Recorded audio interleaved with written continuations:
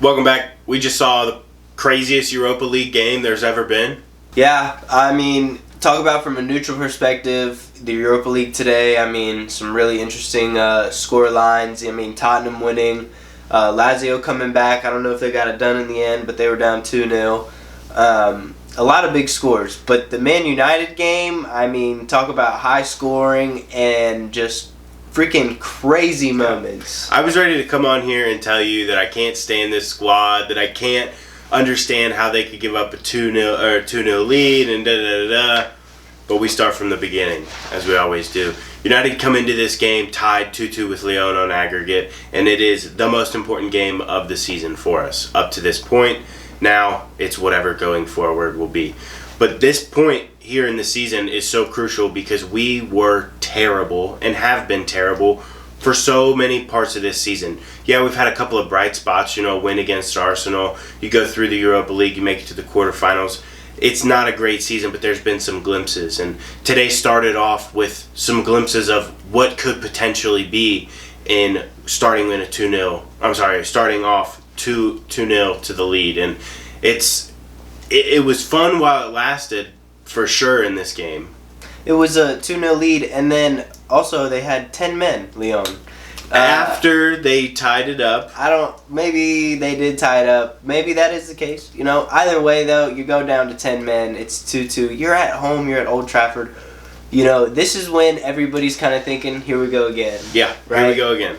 This is the same old story. We've seen it time and time again, no matter who the manager is, no matter who the players are. We just continue to fail. We get to the opportunities and we just fail on them. But this was different. Today, we actually showed some heart in the very end. But after those 2 goals, we just completely deflated after halftime. We go into the half 2-0 up through a couple of great goals, well-taken goals, and it just shows that the goals have to come from other than the striker when the striker's not playing.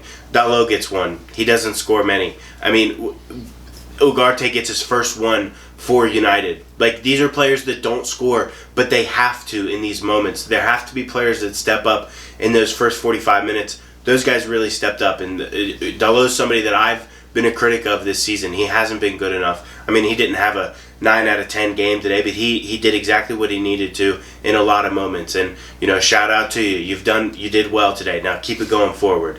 But after halftime, it was like we weren't even there anymore. We were ghosts. We were terrible. It was a complete change from the first half. First half, you're like, look at United. Second half, you're like, here we go again. You know what I mean? Keep going. United, they find some momentum. They find a way. That's really all that matters in these knockout competitions. Doesn't matter how you do it. The subs by Amarin were really good. He brought on the right people. You see the subs score, and you see Kobe Mainu, new haircut, coming on to score. And that goal in itself, I just think really lifted Old Trafford. And, even before that, we go to extra time, and you're thinking, man, this is going to be tough because 30 more minutes, and then Lyon score. Lyon score with 10 men, and it's extremely frustrating to see. It's like we know exactly what we need to do in keeping this 10-man team in their own half. But we continue through the first 20 minutes of extra time to let them run and keep getting through. And it was so frustrating to see because not only did they get the first goal of extra time, they also got the second one through a penalty. And yeah, it was a penalty. It's not my favorite thing to admit, but it's a penalty. I mean, Luke Shaw, good sub, had a good game when he came on, but made a horrendous mistake for that one. It was a pen, It's a pen, they go up, and you're thinking, yeah, that's pretty much wraps, right? Yeah, it has 4-2, 110th minute, it's over. Kind of has to be, but, we saw United resilient. Everything that this United team needs to do, they did.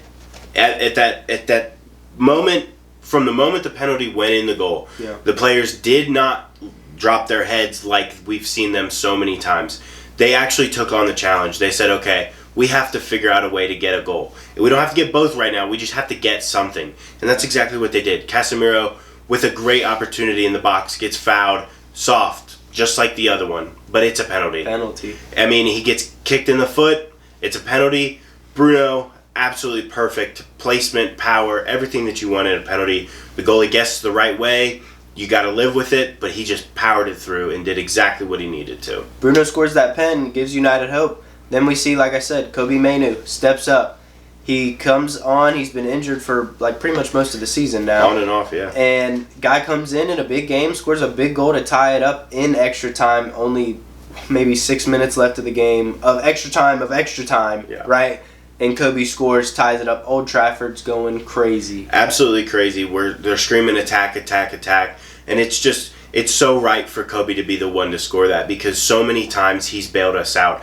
The FA Cup final, the game against Wolves last year, and it's just he shows up in the big moments. He is a big game player. He is exactly what we need to focus on and build around going forward.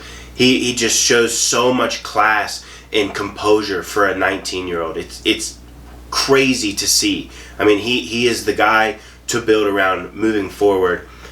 And he did well for the last goal, but you got to give a shout out to the old men. You got to give out to the 30-year-olds. Yeah. Casemiro and Maguire, just immaculate pass and finish. That's what you needed right then. I mean, everybody's thinking, wow, Kobe Mainoo just ties it up. And United immediately, again, are attacking again. I mean, Maguire's up there playing striker pretty much. Yeah. And Casemiro finds him, just puts in a peach of a ball.